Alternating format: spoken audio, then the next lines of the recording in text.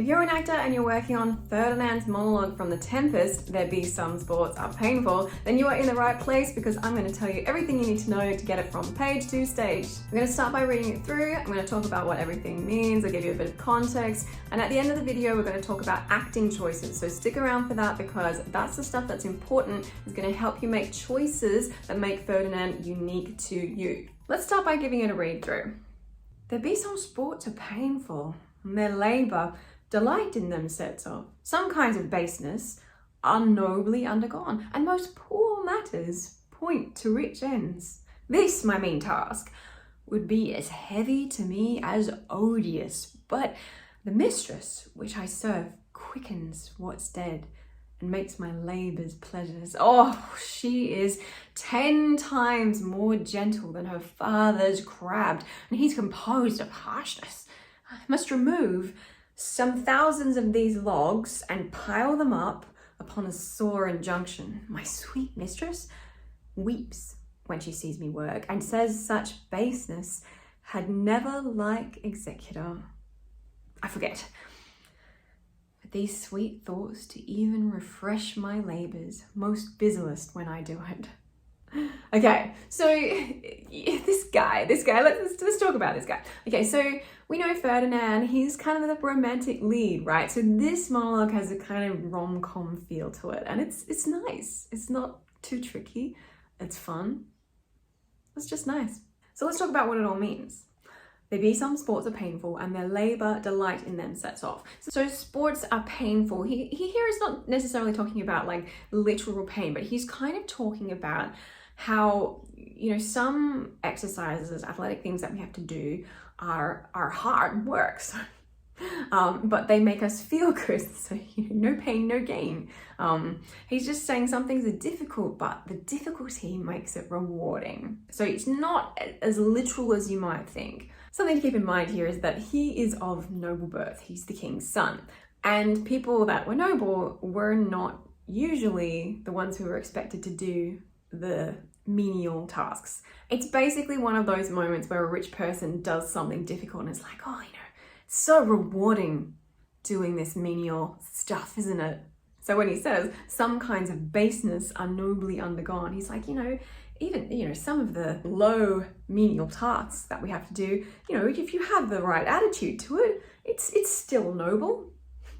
And most poor matters point to rich ends. So again, like even if it's menial, so poor matters being like stuff that seems not important to him, rich dude, it can end up being very rewarding. So those first 3 parts are all kind of variations on a theme there that he's exploring, like, oh, I've never really done this before, but you know, it's really rewarding, and you know, it's good for us to do that. It's good for our character. Interesting stuff going on. Now he's going to talk about literally what he's doing. He's going to explain for the audience, like, this is what I'm doing, because I'm moving stuff around on stage. This, my mean task, so this stupid thing that I have to do that's a bit below me, would be as heavy to me as odious. And heavy being like, it's a play on words there because obviously it's literally heavy, but also he means like annoying and burdensome, like, ugh, like emotionally and mentally burdensome, and like, I don't want to do this. As odious being like, ugh, repulsive, not necessarily smelly, but like it's repulsive to him. So this task that I've been asked to do would be as repulsive as it would be annoying, but the mistress which I serve quickens what's dead and makes my labours pleasures. So I would feel like that, but because I'm doing it for this, you know, super cute girl, quickens what's dead has been interpreted in different ways by different people, but I kind of think of it as like getting your dead old heart started again and getting the spark of fire back, feeling alive again because of how you feel about her. And then it makes the difficult things that I have to do feel, oh, not so bad. I'm happy to do it because I love her. And then he goes straight on. So notice how he's going straight on in that line, and makes my labours pleasures. Oh, she is. And he's getting carried away just thinking of her. So now you're thinking about Miranda. She is 10 times more gentle than her father's crabbed, and he's composed of harshness. So he's kind of setting up this comparison where she's 10 times as amazing and gentle and beautiful as her father is, as rough. And he's super rough, and I mean rough. That's what she's trying to, like, he's made of roughness is what he's trying to say. So now he goes on to say literally what he has to do. I must remove some thousands of these logs and pile them up upon a sore injunction. The sore injunction is like this, you know, bossy old dad has told me to do this, and I'm sore about it. And I have to pile up like thousands of logs. I think he's exaggerating a little because I don't think there would be literal thousands of logs. But you know, for him, as someone that's probably never done heavy labor before, he's like, oh, I have to move all these logs. And it cracks me up because like, it just sounds like busy work. It just sounds like Prospero's asked him to do this thing that he probably doesn't even really need done. It's like, I'll just move that from there to there. It's like, keep the monkey busy just to see whether he's serious about his daughter. And Ferdinand's like, well, I guess if her dad needs it, I'll do it for her. And romance. Then he goes on, now he's talking about Miranda again. My sweet mistress weeps when she sees me work and says such baseness had never like executor. So she's aware he's very noble and he shouldn't be doing this kind of thing, but such a menial activity has never been done so well by such a noble person before.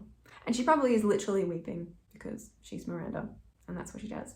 Then he says, I forget, which usually is taken as like he's forgetting, oh, I'm supposed to be working because he got distracted. He was thinking about Miranda. So action is very important, which we'll talk about in a minute. These sweet thoughts do even refresh my labors, most busiest when I do it. So you might have this, a script that says busiest, sometimes it's busiest, sometimes it's busiest, but essentially it's kind of taken the same way in that when I start to think about Miranda, I get my energy back. Basically, I'm getting my energy back when I start to think about her. So let's go on to talk about some of the stuff that might be useful in your rehearsal.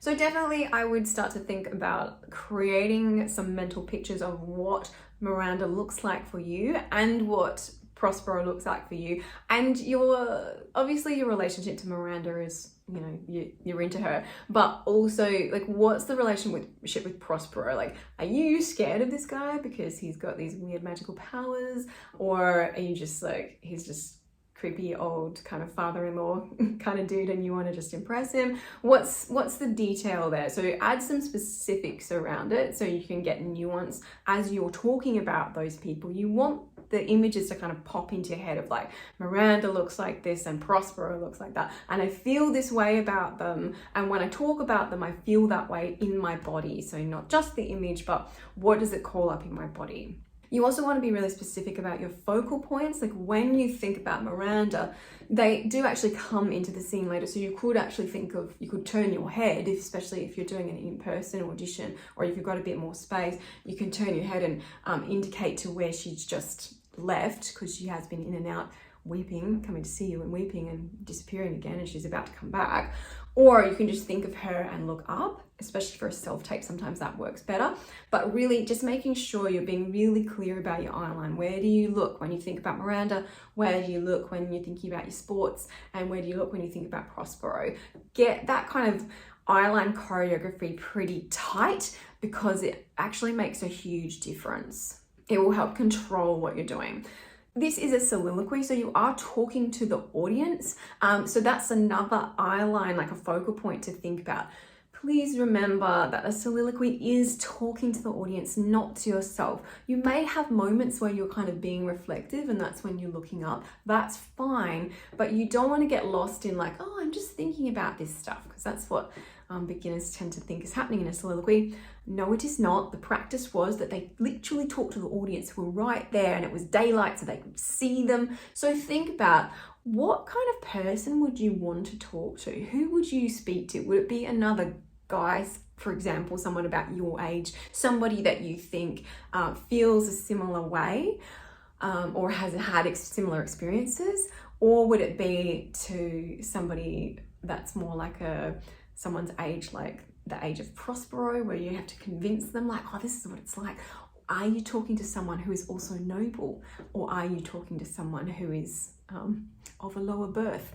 So think about, make those choices about the kind of person that you're talking to and create a little imagined scene partner kind of character that you can talk to. It can even be something like your best friend in real life. Could be, you could imagine them sitting in the audience and you're telling them that, because it is quite intimate. A soliloquy is an intimate exchange where a character can be very open. So take advantage of that, talking to your best friend, talking to your mum or whatever. And finally, movement is essential in this monologue. So you've got to think about, you're literally doing stuff, and in Shakespeare it's very literal, it's very immediate. You don't want to be subtle about it, like, oh, I've got this log over there. No, you're literally moving logs. So if you're in person, or you've got the option in a Zoom audition, for example, where you've got more room to move, then do move.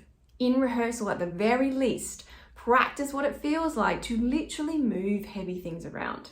If you're doing a self-tape, you might want to experiment with like running into the scene, or like walking into the scene and being very puffed. So use your breath work as well. That stuff will help you. And don't try and be subtle about it. This is Shakespeare, we're not really here for the subtlety.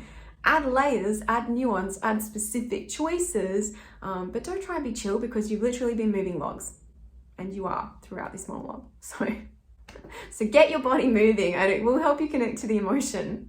I'm going to link on screen a couple more videos that might be useful to you, especially if you're a beginner, stuff that helps prepare audition monologues, so you might like those. And if this has been helpful, can you drop me a comment below to tell me what you thought, or if there's anything else you'd like me to cover in my videos. And best of luck for your auditions and exams. Let me know how you go.